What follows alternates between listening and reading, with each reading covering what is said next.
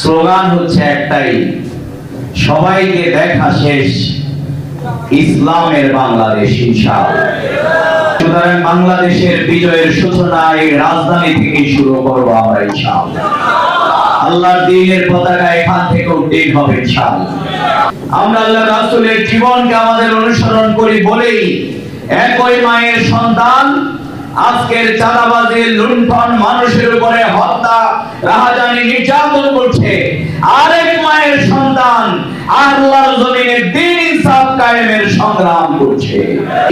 যারা জুলুম চালিয়েছে, নির্যাতন চালিয়েছে, অফিস বন্ধ করেছে, হত্যা করে, সেই ফ্যাসিস্টরা যেই জামাত ইসলামী ইসলামী আন্দোলনকে পরাভূত করতে পারে নাই, আগামী দিনে আপনারা কেউ পারবেন না ইনশাআল্লাহ।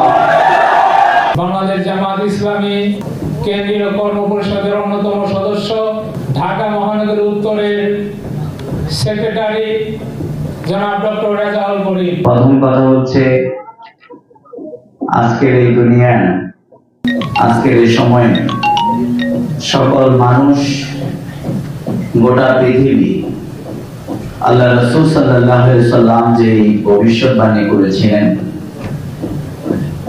যে সর্বশেষ খেলাফত মিন হাজি আলান নবুওয়াত, এই পদ্ধতিতে গোটা পৃথিবীতে ইসলাম আবার কায়েম হবে।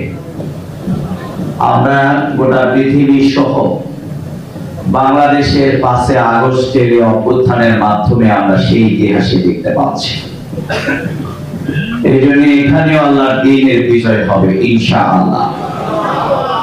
সেই জন্য সম্মানিত ভাইরা, আমাদের শহীদেরা যেরকম এখানে ঐতিহাসিক ত্যাগ স্বীকার করেছেন, আমাদের এই উত্তরার এই জনপদ বিরাট কোরবানির মাধ্যমে সাথে সাথে আবার বিজয়েরও সূচনা করেছে।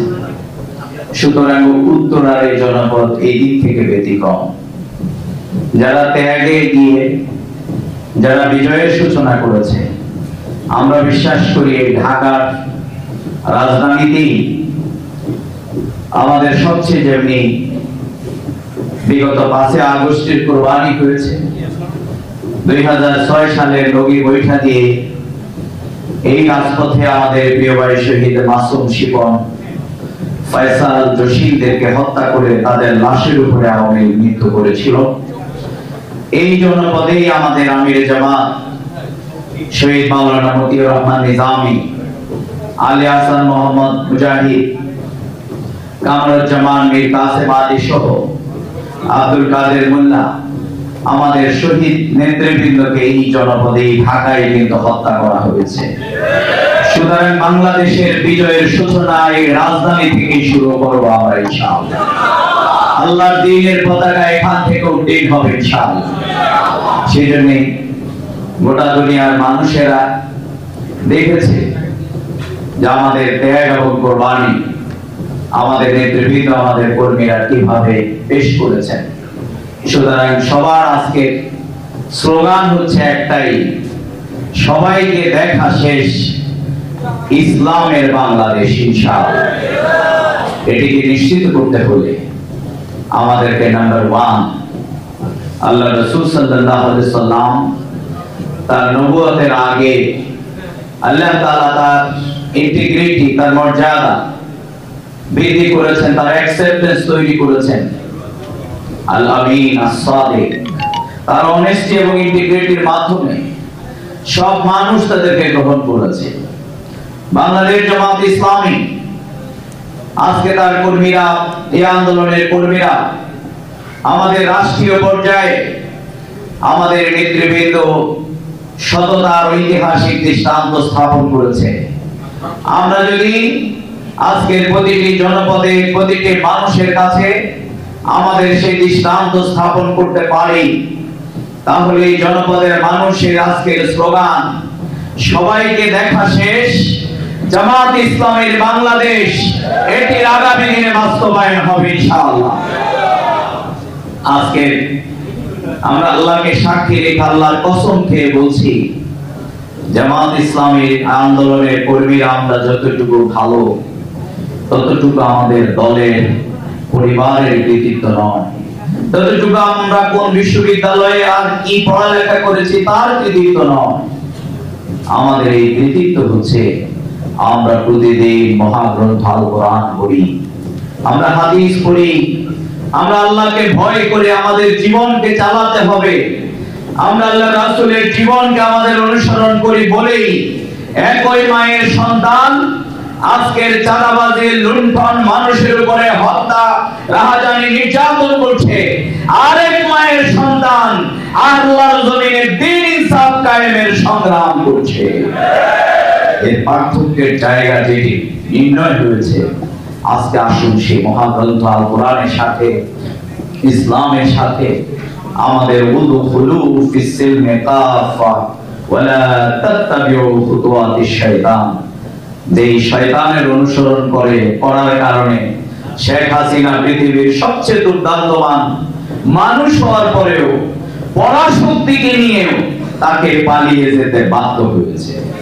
আমরা আজকে যারা আমাদের বিরোধিতা আবার নতুন করে শুরু করেছেন, যারা আজকে পুরাতন রেকর্ড আবার নতুন করে বাজাচ্ছেন, তাদেরকে আমরা বলবো জামাত ইসলামী বিগত 15 বছরে একটি পরাশক্তি, একটি সবচেয়ে মানুষের উপরে নির্যাতন পরিচালনাকারী, যারা জুলুম চালিয়েছে, নির্যাতন চালিয়েছে, অফিস বন্ধ করেছে, হত্যা করে, সেই ফ্যাসিস্টটা যেই জামাত ইসলামী ইসলামী আন্দোলনকে পরাভূত করতে পারে নাই, আগামী দিনে আপনারা কেউ পারবেন না ইনশাআল্লাহ।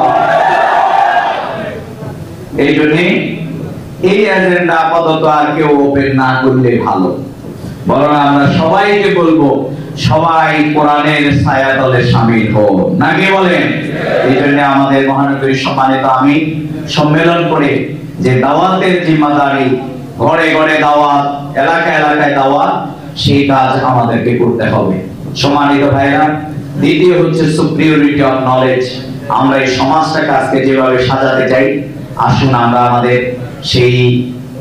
জ্ঞান, আমাদের যোগ্যতার মাধ্যমে আমরা নিজেদেরকে নলেজেবল করি। আমরা এখানে যেই যত ধরনের সমস্যার সমাধান আমরা করতে চাই, মানুষের কাছে বেকারত্ব দূরীকরণ, মানুষের সমস্যার সমাধান এবং ইনসাফ ভিত্তিক সমাজ বিনির্মাণের যে নমুনা আমাদের আমির জামাত ইসলামী আজকে মানুষের সামনে তুলে ধরেছে, সেটির বাস্তব রূপ ঢাকা মহানগরী উত্তর তাদের মানবিক কাজের মাধ্যমে, সামাজিক কাজের মাধ্যমে, তাদের নৈতিক প্রভাবের মাধ্যমে সেই কাজগুলোকে এগিয়ে নেওয়ার ভূমিকা যদি আমরা রাখতে পারি, তাহলে ইনশাআল্লাহ আগামী দিনে আমরা সেই কাজে সফল হব। আমার সর্বশেষ কথা হলো, যেই জায়গায় পেছনে থাকার কারণে মানুষ এখনো আমাদেরকে নেতৃত্ব দেয় নাই, সেইটি হচ্ছে দক্ষতা। আমরা অনেস্টি, ইন্টিগ্রিটির দিক থেকে, নলেজের দিক থেকে অন্য দল থেকে উই আর কম্পারেটিভলি বেটার মানুষ মনে করে, কিন্তু দক্ষতার প্রমাণ যদি আপনি দিতে না পারেন, তাহলে মানুষ কিন্তু আসল সময়ে আপনাকে নেতা মানবে না। এই জন্য আমাদের তৃণমূল থেকে শুরু করে সমাজের সংসদ ভবন পর্যন্ত আমরা রাষ্ট্র পরিচালনার যে দক্ষতা, যে যোগ্যতা, যেই আমাদের কর্মতৎপরতা আমাদের রাখা প্রয়োজন। আমাদের বাজার কমিটি, স্কুল কমিটি, সর্বত্র মানুষ আপনার দিকে, ইউসুফ আলাইহিস সালামকে যেরকম নদীতে কুয়ায় ফেলে দিয়েছিল, আবার কারাগারে গিয়েছিল, আবার সেখান থেকে এসে তিনি সমাজের নেতৃত্ব গ্রহণ করেছিলেন। সেই সময়ের রাষ্ট্রপ্রধান যখন বলেছিল যে আমি তোমাকে পছন্দ করি, তখন তিনি সাথে সাথে বলেছিলেন, আমার এই সততার জন্য আপনি যদি আমাকে রাষ্ট্রের জিম্মাদার হিসাবে অমুক মন্ত্রণালয়ের দায়িত্ব তিনি গ্রহণ করে সেই সময়ের দুর্ভিক্ষ, সেই সময়ের সমস্যার সমাধানে ঐতিহাসিক ভূমিকা রেখেছেন। সুতরাং আসুন আমরা সমাজের সেই দক্ষতার দৃষ্টান্ত আমরা স্থাপন করি।